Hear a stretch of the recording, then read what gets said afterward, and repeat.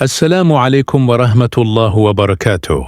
मेरे भाइयों और बहनों, क्या आप जानते हैं कि क़यामत की एक निशानी ऐसी है जिसे सुनकर इंसान का दिल कांप उठता है। रसूलुल्लाह ने फरमाया, क़यामत इस वक्त तक कायम नहीं होगी जब तक ये ना हो जाए कि इल्म उठा लिया जाएगा और जहालत आम हो जाएगी।